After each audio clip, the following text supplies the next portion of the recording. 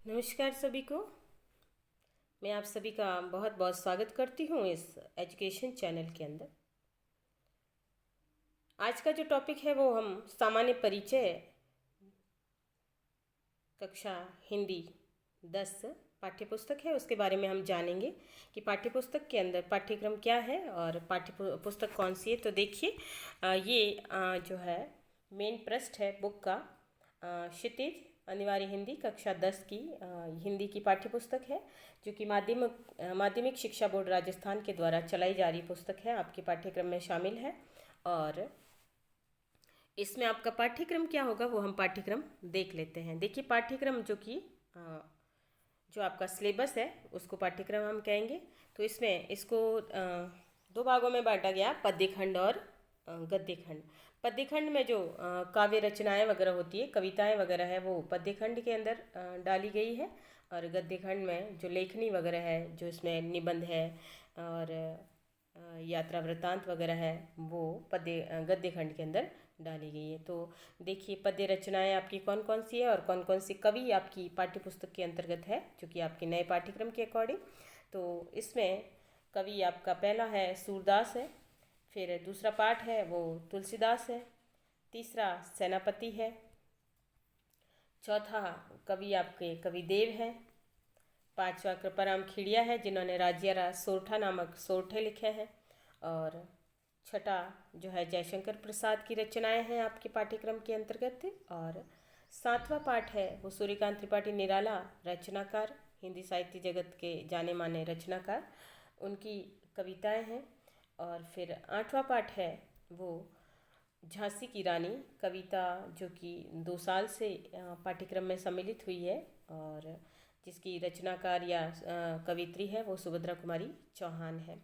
फिर नवा पाठ है वो ऋतुराज है, जिनकी कविता है कन्यादान, बहुत ही अच्छी कविता है, तो वो इसके अंदर शामिल है। और 10वां पाठ जो है आपका कवि नागार्जुन है, जो है जिनकी कविताएं हैं कल और आज और उषा की लाली कविता कवि नागार्जुन की इस पाठ्यक्रम के अंतर्गत शामिल है। तो ये तो आपका पद्य खंड है। पद्य खंड यानी जो पद्य भाग है वो इसके अंदर लिया गया है, और काव्य खंड हम कह सकते हैं। और इसके साथ ही दूसरा जो खंड है वो आपका आएगा गद्य खंड। अब गद्य खंड में कौन कौन से पाठ शामिल है, देखिए। गद्य खंड यानी जो लेखन से संबंधित दिया जाता है, जिसमें यात्रा वृत्तांत होते हैं, निबंध शामिल होते हैं, किसी प्रकार की एकांकी कहानी जो है वो गद्य खंड के अंदर शामिल होते हैं। तो आपकी पाठ्यपुस्तक 2 भागों में डाली गई है, जिसमें एक में काव्य खंड या पद्य खंड है और गद्य खंड दूसरा खंड है वो गद्य खंड है। गद्य खंड में आपका पाठ संख्या 10 है और इसके अंदर पाठ का नाम है, 10वां पाठ है एक अद्भुत अपूर्व स्वप्न, जिसके लेखक या रचनाकार भारतेंदु हरिश्चंद्र है। फिर 11वां पाठ है आपका ईदगाह, जो कि मुंशी प्रेमचंद की रचना है, कहानी है ये। और 12वां पाठ है स्त्री शिक्षा के विरोधी कुतर्कों का खंडन, इसके लेखक महावीर प्रसाद द्विवेदी है, इनकी रचना है, निबंध है ये। और इस स्त्री शिक्षा के बारे में बात की गई है इस पाठ के अंदर। और पाठ संख्या 13 अमर शहीद, जो कि बहुत ही जानी मानी एकांकी है, लक्ष्मी नारायण डंगा के द्वारा लिखी गई एकांकी अमर शहीद, जिसमें सागरमल गोपा के ऊपर स्वतंत्रता सेनानी सागरमल गोपा की कहानी है इसके अंदर।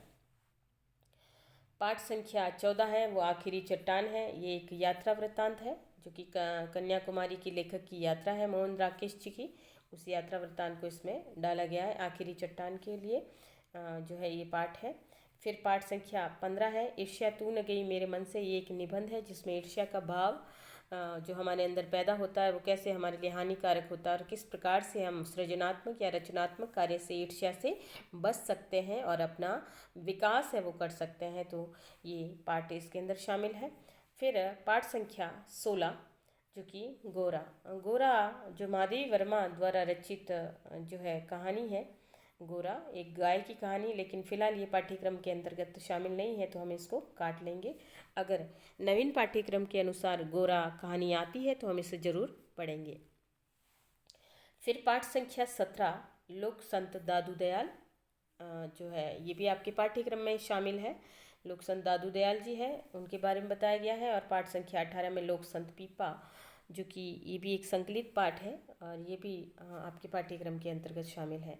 पाठ संख्या 19 है वो सड़क सुरक्षा शिक्षा है, जिसमें सड़क सुरक्षा से संबंधित जानकारी इस पाठ के अंदर डाली गई है। और ये इस पाठ में से भी आपके 4 नंबर का प्रश्न है वो पाठ्यक्रम के अंतर्गत सम्मिलित होता है। तो सड़क सुरक्षा शिक्षा, और इससे हमें कौन कौन सी सावधानियाँ, क्या क्या हमारे कर्तव्य होने चाहिए, वो इस पाठ के अंदर जो है शामिल है। अब ये तो आ गया गद्य खंड और ये पद्य खंड। अब इसके अलावा आपके पाठ्यक्रम में क्या शामिल होगा वो देख लेते हैं। इसके अलावा जो आपके पाठ्यक्रम में आएगा जो बोर्ड एग्जाम में या बोर्ड परीक्षा के अंतर्गत, वो है अपठित गद्यांश और अपठित पद्यांश। अपठित यानी बिना पढ़ा हुआ, पठित यानी पढ़ा हुआ, अपठित यानी बिना पढ़ा हुआ यानी नहीं पढ़ा हुआ। तो ये अपठित और गद्यांश और पद्यांश ये भी आपके पाठ्यक्रम के अंतर्गत शामिल है और ये भी आएंगे। तो इसमें से प्रश्न आपके आते हैं। तो अपठित गद्यांश के अंदर कोई भी लेख आ सकता है, उसमें उससे संबंधित प्रश्न आपको पूछे जाते हैं। और पद्यांश के अंदर किसी भी प्रकार की कविता या काव्य पाठ है, काव्य रचना आती है, उसी में से अंदर से प्रश्न है वो डाले जाते हैं और शीर्षक पूछा जाता है। दोनों के अंदर शीर्षक वगैरह पूछा जाता है, तो ये आपको ध्यान रखना है। तो ये अपठित गद्यांश और पद्यांश ये भी आपके रचना क्रम इसके अंदर शामिल है। इसके अलावा व्याकरण की, व्याकरण जो कि आपकी महत्वपूर्ण होती है और व्याकरण आएगी। तो व्याकरण में आपके पाठ्यक्रम में सम्मिलित है क्रिया, विशेषण, कारक, काल, इसके अलावा वाच्य, इसके अलावा वाक्य शुद्धि, इसके अलावा समास, समास के अलावा मुहावरे और लोकोक्तियाँ भी आपके व्याकरण के अंदर जो है सम्मिलित है। तो ये व्याकरण ये भी आपके पाठ्यक्रम के अंतर्गत शामिल है और ये भी आपको ध्यान रखना है। तो ये तो आपका व्याकरणीय पोर्शन है वो इसके अंदर आ गया। तो गद्यांश, गद्य खंड, पद्य खंड, फिर गद्यांश पद्यांश और फिर व्याकरण। इसके अलावा जो सम्मिलित है पाठ्यक्रम में वो है आपके जो है पत्र लेखन और निबंध। अब पत्र लेखन भी आता है आपका। पत्र लेखन जो है व्यावसायिक पत्र और कार्यालयी पत्र, दोनों प्रकार के पत्र है इसमें पूछे जाते हैं। और ये आपके 4 नंबर का प्रश्न आता है। और निबंध लेखन, निबंध लेखन आपका 8 नंबर का आता है। अब अगर कोई किसी भी प्रकार का पाठ्यक्रम संशोधित होता है तो उसमें बदलाव है वो हो सकता है।